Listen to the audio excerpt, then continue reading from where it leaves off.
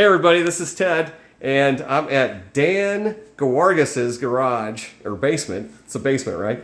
And so, yeah, it's pretty large. So there's this thing's broken up in two sections. One is Midway and the other one is Sega. And so since I don't want to be a spoiler, but Dan's going to talk to us a little bit about his collection. It's amazing, you guys. So Dan does use a lot of CRTs, and he keeps things really original. So Dan, take it away. Yeah. Thanks for the opportunity. There's a lot of labor of love kind of projects going on over here. We'll start over here in what I call Midway Row. This is where I feature just about all the Midway titles that I grew up playing and enjoyed. Yeah. And we'll just start right here with one of the main pieces here. So this is Midway's The Grid, one of the last arcade games that they actually made, and instead of mass producing, made them only to order. This was during the period where the arcade scene in general was kind of trending down. Mm-hmm. And this game was made primarily by Ed Boon and his brother with others of the Mortal Kombat kind of fame. I think the story that I read was he was losing his mind just making Mortal Kombat and he wanted to make something else. So this was kind of his labor of love kind of project that he worked on. Now, does he live near here? He lives somewhere around here. We'll have to see if we can look him up. See if we can look him up. All right, I believe cool. He's still in the Chicagoland area. Yeah, hopefully if he watches this video, he'll know exactly where to put his signature. Come on down. Got one of 6 places to choose. So one of the couple of neat things that this game featured was that you can actually connect 6 to each other. If you've never seen this game, think of it as Fortnite from 2000, 2001. So the idea is that it is a third-person kind of battle royale type game, different weapons, different levels, where up to 6 players can actually connect and battle it out in 2-minute rounds against each other, where it scores how much money's collected, how many kills are made, etc. Different types of weapons, etc. The other thing that's unique about this, beyond just the link capability, is the control set itself. It uses an analog stick for player movement, trackball for move around, and in typical Midway fashion has a keypad there for you to store not only your own name and players' stats, but also unlock secrets.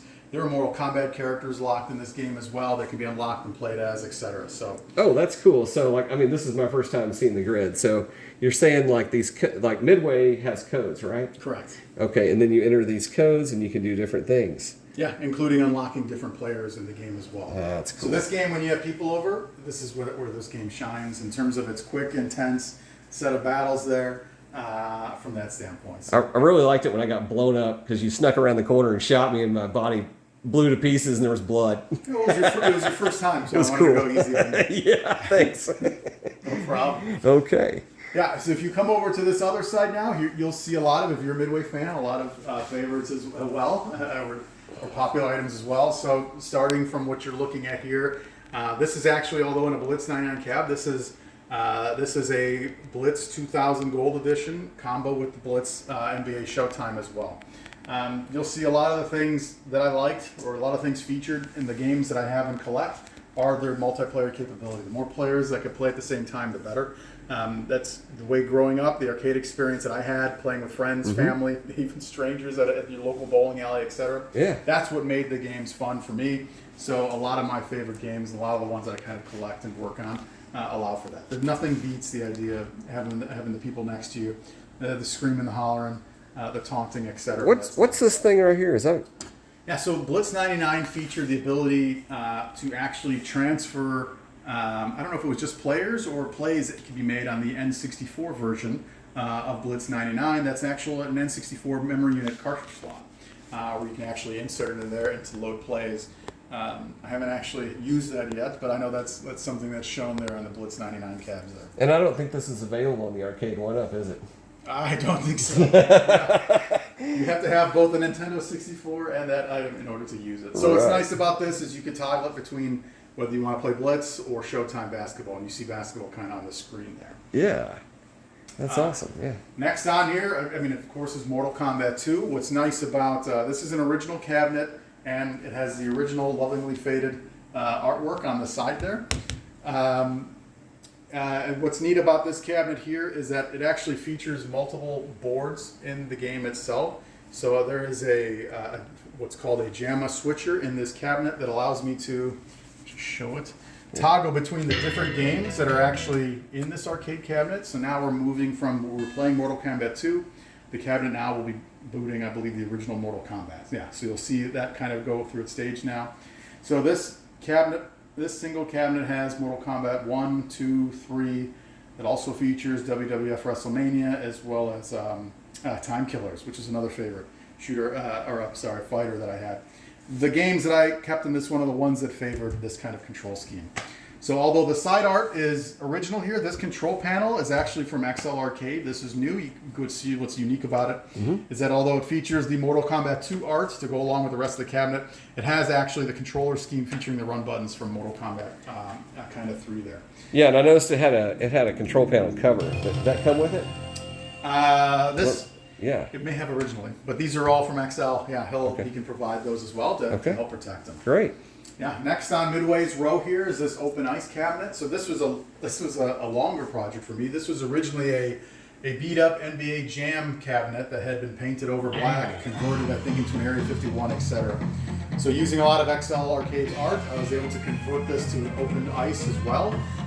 Once again, features 4 players. What's nice about this cabinet? Originally, it had these NHL logo-based start buttons, which you were not able to find new at the time. I actually made those by combining black and orange buttons, and then by printing on clear vinyl overlay the NHL logo sticker and placing it on there to kind of do that. Yeah. Let me get a shot of that. Yep. There it is. There it is. That's cool. Gives it a nice little look and close to the kind of the original experience. And just like the Mortal Kombat cabinet, I have multiple boards in here that match up with this 4-player control scheme. This features NHL Open Ice, NBA Jam Tournament Edition, WWF WrestleFest, Golden Axe 2, and Captain America and the Avengers. All games that support 4 players that have at least 2 or 3 buttons to use. So multiplayer, multi-game cabinet. Multiplayer, multi-game cabinet. All original. Boards, that you're switching between. That's how you make the most out of whatever space that you have to play games in. So similar story over here on this guy here. So Killer Instinct cabinet here, but within this unit is Killer Instinct 1, Killer Instinct 2. Wow. I have Aliens because I'm a big Aliens fan. So the Konami side scroller, Aliens I have in there. And then I also have a modded Capcom CPS2 board in there, which will allow me to choose between basically the entire Capcom CPS2 library. And those are all played through this control set right here. Pretty nice. Yeah, I got to mention that the artwork and attention to detail is cool. But when you do extra accents like you did over here on the buttons, that's going the extra mile. That's what makes it look nice. That's why you don't do anything half-assed. All right. The last one, although not officially Midway, I did find a place to kind of tuck this in. This is my Neo Geo Red right here. This one also was some work to kind of do it. I just recently had to get the LED marquee. I actually had to swap it out to support an LED marquee to get that up and running. And then here I have a multi-card in here so I can load any number of Neo Geo arcade titles in here as well. So if you have any Neo Geo favorites, they're here waiting for you. And what is your Twitter channel? My Twitter is at Jawal, so at GEWAL. Yeah, I'll put a lot of my different projects on there. Things that I have in the works, things that you'll see on the other side of this basement. That's what keeps me busy. All right, signing off from part 1 of the basement. All right, we'll see you soon.